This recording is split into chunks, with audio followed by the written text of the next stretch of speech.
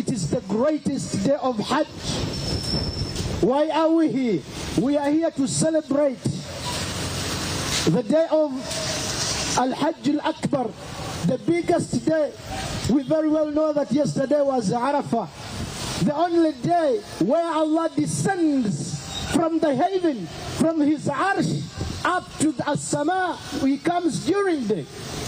The rest of the days Allah descends from His heaven, from the seventh heaven, Fawq al-Arsh. He only does that over the night, every day throughout the year. But it was only yesterday when Allah descends during the day and asks the Ummah, wa Ummatu Muhammad sallallahu alayhi wa sallam, those who were in Arafah, فَمَاذَا يُرِيدُونَ هَؤُلَاء? What are the people here gathering, wanting? What are they looking for? They were only there for Allah's forgiveness, for Allah's blessings. So, why was the one fasting yesterday of great importance? You were fasting on the only day where Allah descends. For every prayer you prayed, wallahi, it will be answered. When? Allah knows. How? Allah knows. But what are we supposed to do today? Number one is making qurban, making sacrifice. We have brothers from Turkey that have come to slaughter with us 2,000 Qurban animals in Mbarara. We have 2,000 Qurban animals in Masaka. We have 2,000 Qurban animals in Kampala. We have almost 10,000 animals for them to slaughter in Uganda. Where are we? What are we supposed to do? We are supposed to copy what they do. It is not just an act of one person, that it is one person buying that sacrificial animal. No, they are 7 people against one animal. This is what we can do. Brothers and sisters, let's open our gates today. Feed the poor people, feed the orphans, feed those who are in need. Because we don't know who is going to feed our children after our demise. Another thing, please make sure, brothers and sisters, your neighbor has something to eat. Your parents have gotten something to eat. Your family. Eid is not all about dressing the most expensive clothes. No. Eid is not about having what is only for your family expensively. You can have a minimum meal and make what would have been expensive for only your family cover the rest of the neighbors for you. Wallahi, I promise you, you're getting a very good reward from this. Let's bring our hearts closer. The Prophet, peace be upon him, said that for whoever has the ability to sacrifice on this day and does not, your being here is by mistake. You're not supposed to be here. The Prophet chased you away from here. Can't you afford a goat? Can't you afford a sheep? There are those who can even afford cows, one person or 7 people. Please do. Allah does not want that meat. No. Allah does not want that blood. What for? What Allah wants is to see the piety in our hearts. Are you faithful to Allah? Do you fear Him? You know what is in your pockets. You know what is on your bank account. Allah is the one that gave you that. He is expecting you to get a portion out of it. Feed the people. Feed the disadvantaged. Bring hearts closer. Put this happiness in the hearts of those who are disadvantaged. A lot can be said. A lot can be said when we come to the goodness of this day. But in the interest of time, because we are going to make Qurban, allow me to stop here and wish you a blessed day. Aidukum Mubarak, Aidukum Mubarak, Aidukum Mubarak. Kullu aam wa antum bi khayr. Inna Allah wa malaikatahu yusalluna ala nabi. Ya ayyuha alladhina amanu sallu alayhi wa sallimu tasliman. Allahumma salli ala Muhammad wa ala ali Muhammad. Kama sallayta ala Ibrahim wa ala ali Ibrahim. Innaka hamidun majid. Allahumma barik ala Muhammad wa ala ali Muhammadin kama باركت على إبراهيم وعلى آل إبراهيم إنك حميد مجيد. اللهم أرنا الحق حقا وارزقنا اتباعه وأرنا الباطل باطلا وارزقنا اجتنابه. اللهم أعنا على ذكرك وشكرك وحسن عبادتك. اللهم إنا نسألك خير ما في هذا اليوم وخير ما بعده، ونعوذ بك من شر ما فيه ومن شر ما بعده. اللهم إنا نسألك الهدى والتقى والعفاف والغنى. ربنا اغفر لنا ولإخواننا الذين سبقونا بالإيمان. اللهم اغفر لنا والمؤمنين والمؤمنات والمسلمين والمسلمات الأحياء منهم والأموات برحمتك يا أرحم الراحمين يا من على كل شيء قدير. غفرانك ربنا وإليك المصير. اللهم احفظ بلاد تركيا، اللهم احفظ بلاد تركيا، اللهم أمن بلاد تركيا، اللهم احفظهم من كل سوء، اللهم احفظهم من البلاء، اللهم احفظهم من الزلزلة، اللهم ارفعهم في الجنة يا رب العالمين. اللهم تقبل منهم قربانهم يا رب العالمين. اللهم ألف بين قلوبنا كما ألفت بين المشرق والمغرب. اللهم واحفظ وارحم وارفع الرئيس طيب أردوغان يا رب العالمين. اللهم احفظه حفظا تام، اللهم احفظه بحفظك التام وعينك التي لا تنام.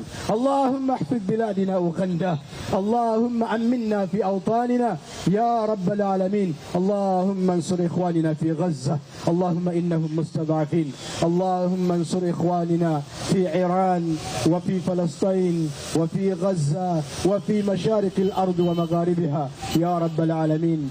أنزل سكينتك عليهم، إن وعدك حق وإنك على كل شيء قدير برحمتك يا أرحم الراحمين. اللهم إنا نسألك من خير ما سألك منه عبدك ونبيك محمد صلى الله عليه وسلم، ونعوذ بك من شر ما استعاذ منه عبدك ونبيك محمد صلى الله عليه وسلم. وصل اللهم على سيدنا محمد وعلى آله وصحبه أجمعين والحمد لله رب العالمين.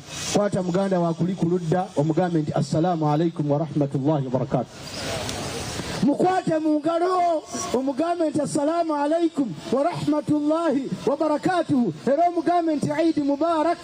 Mugambe Eid Mubaraka. Lwaki tomwenya mbalabe ebyenyi bikubitugubadde kiki kabineti temwajagadde yeeyo Allah gye yalonda. Nsaba Allah Seka Kasule, nsaba Allah atukuumire ow'ekitiibwa His Excellency Yoweri Kaguta Museveni. Mugambe amiina. Fe abatambuddeko mu nsi endala fe tumanye ekirabo Allah kye yatuwa. Tusaba Allah amutukuumire. Allah bw'anaaba amugjawo atukyusizeemu ekisinga obulungi. Allahumma amiina. Kwata muganda wo mu ngalo omugambe nti assalamu alaikum. Era mugambe ebigambo bino mugambe nti eswala. Mugambe nti eswala etambula ne sadaka etambula naki ng'ate mutugubadde. Mugambe nti eswala etambula ne sadaka etambula naki kwata mu nsawo obeere ng'oteekawo ogambe nti Allah wange nkusaba okkirize. Mugambe nti Allah nsaba okole ki. Salaamu alaikum. Abantu b'Embarara olwaleero tugenda kubaaga nte zammwe n'abeeyisingiro. Seka Kasule jangu buuze ku bantu oludde okusaalira wano. Salaamu alaikum. Mulinde Seeka abawe ku salaamu. Kwata mu nsawo ky'olina kiwa abaddu ba Allah kiteekewo wano emirimu gy'obusiraamu gitambule. Ate ffe tetukyakaka nnyo bantu kuwaayo. Faman shaa anaayagala falyafal. Bw'onoogaana Allah ajja kuleeta abakola emirimu gye. Seeka Kasule kawe ku bantu salaamu kubanga tuludde okusaala naye wano yali yanoba naye ndowooza obufumbo gye yalaga bwagaanye yakomyewo. Barakallahu fikum. Assalamu alaikum wa rahmatullahi wa barakatuh. Banange Musaddake. I call upon our brothers from DNet. Please come here, all of you, inshallah. All of you, Turkey, DNet Vakfi, our brothers, inshallah, come, brother. Inshallah, all of you, come. Bismillah, tabarak wa ta'ala.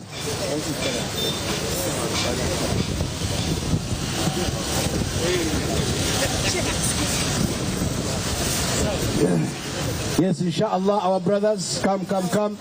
We say salam together, inshallah. Salam wa rahmatullahi wa barakatuh.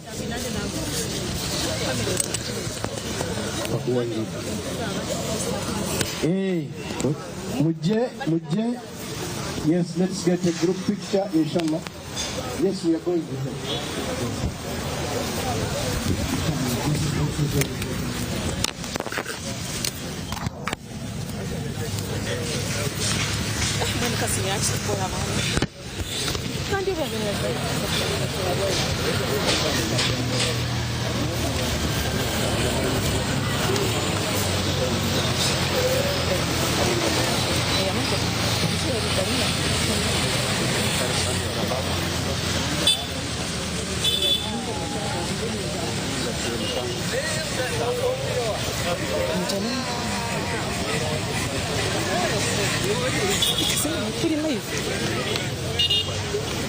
Assalamu alaikum wa rahmatullahi wa barakatuh. Eid Mubarak, Eid Mubarak, Eid Mubarak.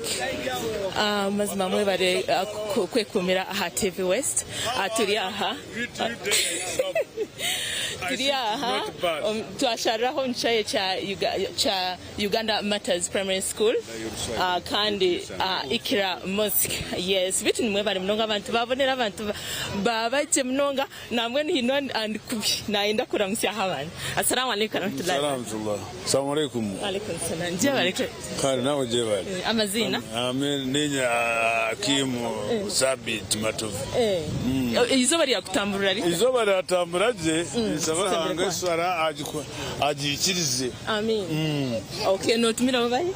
Nentumira ho mchara Sariyo Arugazi na family yona.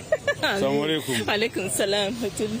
Yes, ninjira mwahura bitu abantu amashemerani minji mnonga bitu nyenda kugamba ukache na Sheikh Kasule Abdul Kasule wa Ikira Mosque no manyangu na isya ente nyinji mnonga kurugataki hazana n'abataki bariya so yatugirangu buri district hibasharanka ente 12 so bintu byona biri mitambura kunje mnonga mazima nimwe barekwe kumira TV West bitu ndi hawasali Musa kandi mazima twinjiyo nimbahereza mbo twaruga kuhendera program yitu aha aninga shi okusala eswala ya Eid Al Adhuha no manyekire kine cyo kushara ebinyamishwa.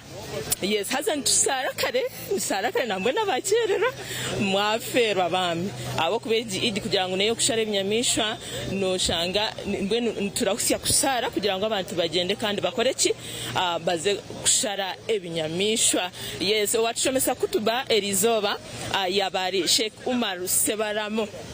Yes, ya hakutuba nunji mnonga yageranya burawe waboryokwe o innocent. By the way, it doesn't mean that you have to be rich ngaha wabo ina kasente nebekangu wagura yembuzi wagura yente wabasa kubaga obase ko yenyagira emigishejo nyaminje hazo takariya wenka enyamejo nebekangu wagisharinga hona nabandi mwena mbase kandi kushemerera hamwe kandi nabwe atitwine kugira ngo bantu abasilamu araba inshallah abantu bona abo kuba enjara ya ekori kuruma omusiramu nikori kuruma ogwatari musiramu so twine kuba sharinga hamwe tukashemerera hamwe abo kandi nabwe ninkuzisya ngo ekireke ideje ya Adhuha eyo kushara ebinyamishwa neyo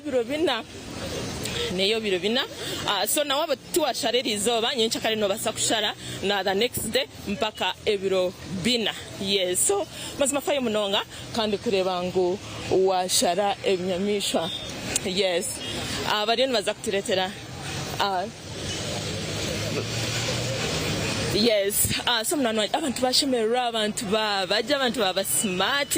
Allah subhanahu wa ta'ala ntumsima kugira ngo kandi atuha ensyanonji munonga mashallah hariho mushana mwinji hariho njura so buri kimwe cyana cyatambura kurunji munonga bitu ni kusima mazima kureba ngo no kunda TV West akandi mazima ni 20 kunda munonga.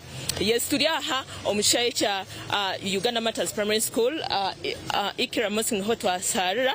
Yes, no hoto asaraha kandi nubaza kubaga ente 12 Omuri Mbarara kandi batujangana no district ndijo jona mazima babasa kushara biterekanya chire Sheikh Umar Sebaramo. Assalamu alaikum warahmatullahi wa alaikum assalam wa rahmatullahi wa barakatuh. Eid Mubarak. Taqabbal Allah minna wa minkum. You're very smart. Oh, my pleasure. Thank you so much. You're smart too, mashallah. Thank you so much. Alhamdulillah. So izoba wazia tambrata. Izoba alhamdulillah ruhangaya whether nunji mnonga ninjira kabehono kareba akashana karyawo karkato. Bueno izoberi Allah tabaraka wa taala kajiranga Yawmul Hajj al-Akbar. It is the greatest day of this holy month. The month of Dhul Hajj. It is the greatest least. Allah blesses it so much. Naruta mujisha mingi mnonga nchokura twimukakashana kare aho kari katyo umushana murungi embeho nungi mbone buri kimwe abantu bona bashemirira abantu kandi bataha bukirikare baza kushara nyamishwa zabo na mbone omukutuba ndi na Sheikh Umar Usabana mukaza niwe yatushomisa kutuba nungi mnonga chenanye ndo turabire mukaki owabataroho shahe zenyine abase kucenga wagira ngo tutwine kuriya twenka umusiramu enjaro ko kumuruma na nogwa atari musiramu ni kweri kumuruma yesigama namazima ekikwetwa abasadde Eid bobo ine simu yo gyosudde no kushemera tukira imamu wano ofune simu yo wali wasudde simu bakyala entumo ya Muhammad sallallahu alaihi wasallam anaitwejesa ajaji none wano ekibakweta omuyikiriza almu'min nuwogwe ajaji none wano akugira obusaasi nk'abandi okuba kusaasi yangu oginone wano bakishemererwa nawashemererwa nabo mugenzi wawe akitunga obuzibu kikwataho oyireho hata abibirebi wakureba omuntu yatunga ekizibu kandi wakashemererwa so obukuru bw'izoberi no kurebeka ngo kuwakuboye n'ekyo kuriya ekikumara omuntu omwe omusiramu kiba nikimara abantu abo babiri mbweshaabwe akinoza kwata ebyo kurya akasasiro kandi neiba wawe atine kokuri kandi bitari mukushorora dini apana n'omusiramu tumusiramu erizoba neryokutasya amashemerero mu mitima y'abantu bona irrespective of their beliefs ekyakabiri abantu bitu abomuka abazire bitu abaana bitu Muhammad sallallahu alaihi wasallam natugira ngu okusadda ko kukira kubera kuba kuhango noko kusaddakira abantu bitu abo kuba ruhangana kwandika hempera ibiri nyowe nahereza omuntu atari wa family yanje ruhangana mpandika hempera yo kugabira omuntu kandi nahereza aba family yanje ruhangana mpandika hempera emirundi ebiri okuhahereza abantu banje nanokutaho nanokuma oruganda so izobere ntubashaba abashazire enyamishwa embuzi washare embuzi wanshare ntama washare ente hereza habandi banywani bitu abamwareba barugatake ona mazima ku barugahona ntuza kushara ente 12 omurimbara konka burinte nibajegita abantu mushanzo abantu abo bakacenga sadaka bakacicenga kandi norera buri mwaka nibaba nitwe mboniwe irokozo mufamu yawe kandi wano ihayo tiha akakohire ruhanga takenda mbeshe biryo no yamwa akakohira akakurebeka kubino habi kuhira no hari kubihereza amagara so ruhanga natwenda kandi ekikuru munonge jenyama ruhanga takuriya ishaga mata kugenda byona nibugaruko witu mbasho ruhanga nakujareba ishazuri ya supu ngo mwiri wanje mpaho ndiho kuyabona enda waheza kubiteka joka ohereze habandi bariye bashemerwe nugo mugasho gwizoberi taro cyamanyi kiriyaho okutasya amashemerero mutima yabo abo ruhanga yabasiti takahire mbera nungi turagire ngo abuyimire atarabimire kuya utakabare kwire nko kuba kwenda kandi nabokuru nibetera mtochi bakareba nkaba ryo marwariro nabo nibabasa kumanya ngo bari mu mwanya murungi bino bakukira so koryenda kwebe kusima rahanga otarire bari yahiguru wawe apana reba ari hansi wawe woriyo no tamborotine mukasente teka ryo mwirwariro obatakumanya oberi zoba nararaho banaza kwimuka so izoberi turambura abantu bari mu marwariro tugaruke tubashabire tushabira abantu munsi yona bari mu ntaro nani hangari tushabire president witu Yoweri Kaguta Museveni echemboro hange yatwire tumushabire bashikura tumushabire twabaru kwebembera no hora mushabire cabinet eshohwire tubashabire bashohereza burungi nibyo bitwe bicemeye koro mu izo bankere so shehi nabamwe abari kugira ngo kare abamwe nibatekateka ngo izoberi ryayiza kurabaho ngubiri yaferwa kushara kandi twe wangu Eid Al Adhuha no negendera kimwe ebiro binatiko nanyendo tushobora kati hati erizoba ne Eid ntushara arho ekitkweta ayamu tashriq ebiro byo kwanika nyama aho kubantu mangu nyama ni nyingi so ntuza kushara erizoba na nebiro bishatu ebinde ebyo mmisho byona no kushara nyama so erizoba waremwa kushara utakati ino ine ebire bindi bishatu kunga kandi akushara lizoba no mutano abokuba na appetite zirya higuru munonga so echo nacho nchikuru munonga we bari kunga msori nyankore bwitu na shimperera lyari waruka bashe alhamdulillah barakallahu fikum bambe bo bari kutakutuba nunji munonga kandi we bari byone byokora amin barakallahu fikum Eid Mubarak assalamu alaikum wa rahmatullahi wa barakatuh wa alaikum salam wa rahmatullahi wa barakatuh ogo yaba Sheikh Umar Sebaram wa alaikum salam so mwana wanje mazima amashemera ni minji manyogo nakwetera ha konka kandi ye niko bitwire bitebi ebya Eid byo ni mazima nebyo mutano munonga konka abantu babonera abantu bashemera abantu baje kaweda kabakarunji munonga mazima nsima Allah subhanahu wa ta'ala tutine bugarukiro so ninjira wahura nguwa bati wabasakusharirizo abanyaburawe nyencha kare yes no basakushara na nekiro kiri kugaruka mpaka ebiro bina abokubeji Eid Adha gokuna nakugambire neye biro bina so nyabura butaka hariya wenka mazima rebe kankandi wayetayo abandi bantu base kusharinga hamwe abamageti mugigure muteche mweta abantu otakariya wenka niba wa utamwesire utamuhire kanyama nambwe nikankoze so mugishogo nka director wa Hawasali Foundation yes mashallah niza kuba ni ngabura ningashini ngaba enyama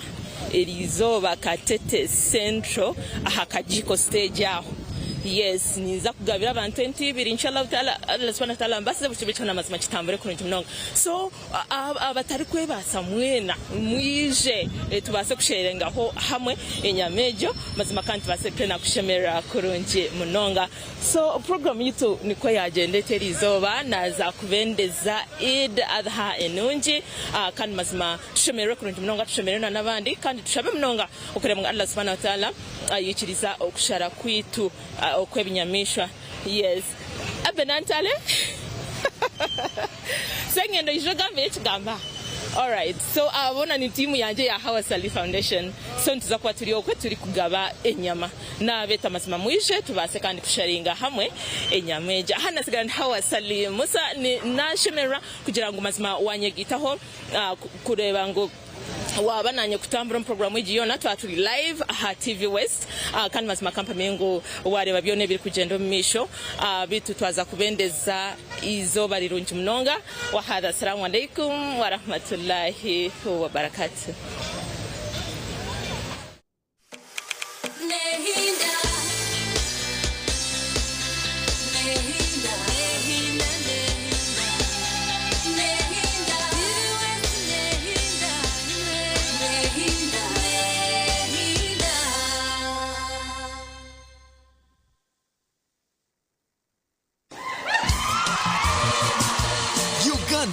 The National Matters Choral Festival 2026 is here.